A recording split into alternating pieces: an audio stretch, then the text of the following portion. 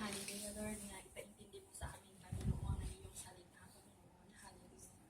Salamat, Panginoon, sa iyong mga salita na gagamitin ngayon, Panginoon. Hallelujah, thank you, Lord. Jesus is alive. So, ang pag-aaralan natin ngayon kung paano tayo magkakaroon ng kagalakan sa ating mga pagsubok sa buhay. Ang sabi sa James 1:2, "Consider it pure joy, my brothers and sisters, whenever you face trial of many kinds." Mga kapatid, magalak kayo kapag kayo'y dumaranas ng iba't ibang pagsubok. So, ang sabi ng Panginoon, magalak daw tayo kapag nakakaranas tayo ng iba't ibang pagsubok. So, bakit? Bakit inaalaw ng Panginoon ang mga pagsubok sa buhay natin? Upang sa ganon, tumibay ang pananampalataya natin sa Panginoon. Amen? So, hindi natin hahayaan na yung pagsubok na yon ang dahilan para manghina tayo. Gamitin natin ito para lumakas tayo. Na Lord, ang pagsubok na to kakayanin ko kasi hindi mo ibibigay ito kung hindi mo ako sasamahan at kung hindi ko kakayanin. Amen? So, ang sabi ng Panginoon, ang sabi sa Bible, ang pananampalataya natin ay parang ginto na kailangang dalisayin. At idaan sa apoy upang tumibay ito. Kaya hinahayaan ng Panginoon ang mga pagsubok natin. Para tumibay tayo, para tumibay ang pananampalataya natin sa Kanya. Amen po ba? Amen. Para po sa akin, pagsubok ko po sa buhay. Hindi ko po alam na ito pala yung plano ng Panginoon sa akin. Maraming nagdaan sa buhay ko na mga pangit. Pagsubok na parang gusto kong magalit sa Panginoon. May dumating yung time na nun na grabe yung pagsubok na dumating sa buhay ko na parang gusto ko na lang mamatay. Pero ang nagpapalakas sa akin yung pamilya ko. Sabi ko, Lord, bigyan mo ako ng lakas. Paano na yung pamilya ko kung wala ako? Doon ako humingi ng Lord. Doon ako napalakas ng Lord. Na kahit na uma-attend na ako noon dito, parang uma-attend lang. Parang wala lang. Pumupunta lang dito. Parang ganun lang.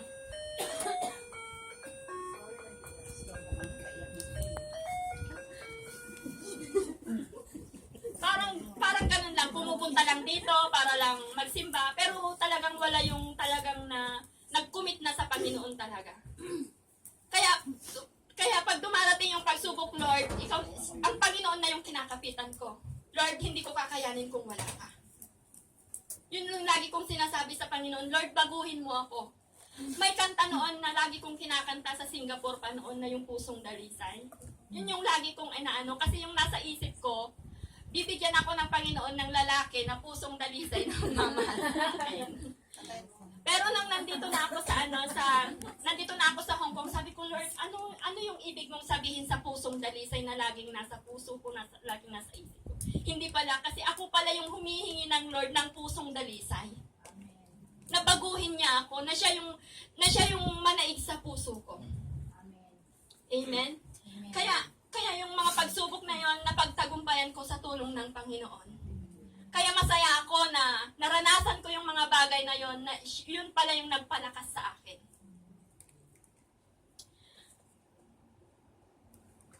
Kaya mga kapatid, kung may mga pagsubok man tayong pinagdaraanan ngayon, gamitin natin iyon na yun yung ano natin sa Panginoon. Yun yung doon tayo kakapit sa Panginoon. Kumapit tayo sa Panginoon, Lord, ito yung mga pagsubok ko sa buhay, Lord, ito yun, Panginoon. Sabi nga ni Ate Joan kanina, lumapit tayo sa cross. Doon natin sabihin yung mga pagsubok, yung mga hinanahing natin sa Panginoon. Amen?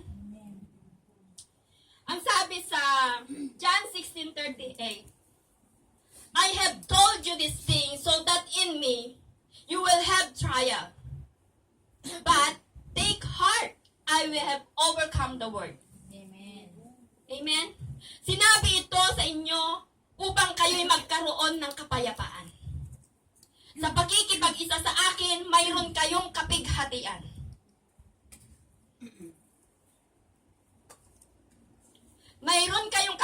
kapighatian dito sa mundo. Sa mundong sanlibutan. Ngunit, sabi ng Panginoon, lakasan ninyo ang inyong loob na pagtagumpayan ko na ang sanlibutan. Amen.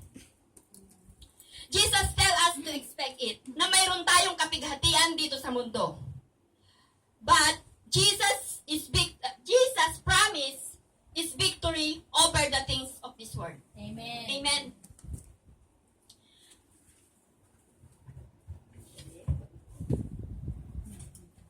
Ang sabi sa 1 John 2:15 to 17. Do not love the world or do not love the world or anything in this world. If anyone loves the world, love the Father is not in them. For everything in the world, the lust of the flesh and the lust of eyes, the pride of life comes not from the Father, but from the world is desire pass away. But whoever does the will of God lives forever. Amen. Amen? Ang sabi niya sa Tagalog para maliwanag, huwag ninyong ibigin ang sanlibutan o ang mga bagay sa sanlibutan. Ang umiibig sa sanlibutan ay hindi umiibig sa Ama. Sapagkat ang lahat ng nasa sa sanlibutan ang nakakapukaw sa masamang sita ng laman. Ang mga nakakatukso sa paningin at ang karangyaan sa buhay ay hindi nagmumula sa Ama, kundi sa sanlibutan. Mapaparam ang sanlibutan at lahat ng kinahuhumalingan nito, ngunit ang sumusunod sa kalooban ng Diyos ay mabubuhay magpakailanman. Amen. Namatay si Jesus upang tayo'y maligtas at malinis. Malinis ang mga kasalanan natin. Amen? Amen. Ang tiwala at pananampalataya natin sa Panginoon ay higit na mas mahalaga kaysa sa mga temporary lang dito sa mundo. Amen.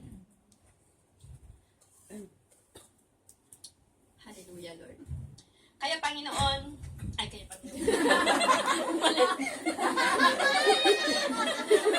Nakakapag na. ang sabi sa Romans 5:3. O, sige, tawa muna tayo. Sabi niya dito, huwag daw natin ibigin ang sanlibutan. Amen? Kasi lahat ng bagay dito sa sanlibutan, temporary lang. Mawawala ito. So, ang atupagin natin ay ang pananampalataya natin sa Panginoon, kung paano natin pagtibayin yung ating relasyon sa Panginoon. Amen.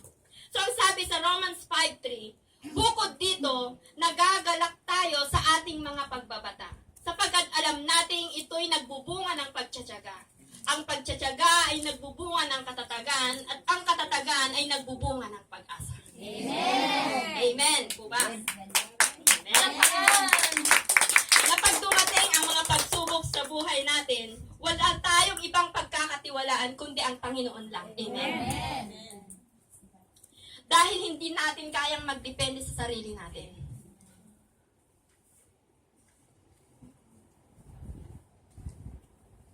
Dahil hindi natin kayang magdepende sa sariling kakayanan natin.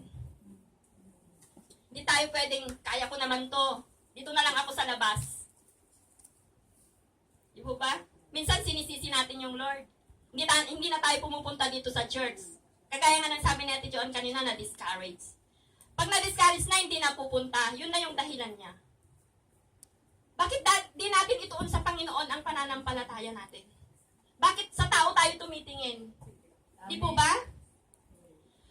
Pag matibay yung pananampalataya natin sa Panginoon, anuman ang sabihin ng katabi mo, o anuman ang makita mo, kung anuman ipakita nila sa'yo, magpapatuloy ka sa Panginoon. Amen.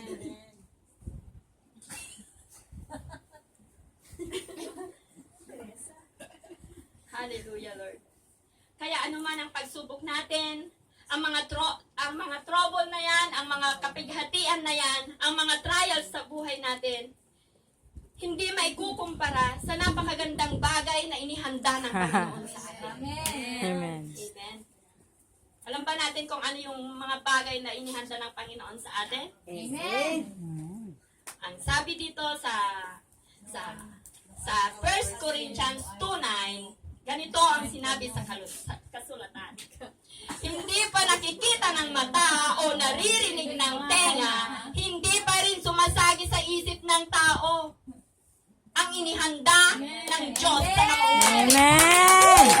Hallelujah. Panginoon, ang mga umiibig lang sa Kanya. Amen. Hindi pa nakikita ng mata o naririnig ng tenga, hindi pa rin sumasagi sa isip ng tao ang inihanda ng Diyos sa mga umiibig sa Kanya. Amen. Take note, ang mga umiibig lang sa Kanya. Amen. Kaya Isa pag, pa. pag nanghihina tayo, isipin natin yung promise ng Panginoon. Amen. May inihanda ang Panginoon sa buhay ko na hindi ko alam kung ano yon. Pero for sure maganda para sa atin. Amen. Ituon natin ang paningin natin kay Jesus na siyang pinagmulan ng lahat ng ating pananampalataya. At siya ring nagsasakdal nito dahil sa kagalakang naghihintay sa Kanya, hindi niya ikinahiyang mamatay. Amen. At siya ay naluklok sa kanang trono ng Diyos na yun. Amen. Amen. Hallelujah, Lord. Hanggang anong oras pa tayo? Tapos na. Take 11. note, yung 12 mga na po. umiibig lang sa Panginoon, na may inihanda ang Panginoon para sa mga taong umiibig sa Panginoon. Amen. Kaya, mga kapatid, magpalakasan po tayo. Amen. Kung nanghihina yung isa, palakasin po natin. Amen. Amen. Hindi yung pag nanghina, gagatungan pa natin. Amen. Wala na pong ganun, di po ba? Wala na. Tayo ay magpalakasan para sa Panginoon. Amen. Kung sa mga tao nga sa labas, puro Duterte sila, di po ba? Tayo, Panginoon. Panginoon po tayo. Na umiibig tayo sa Panginoon, kaya nakahanda na yung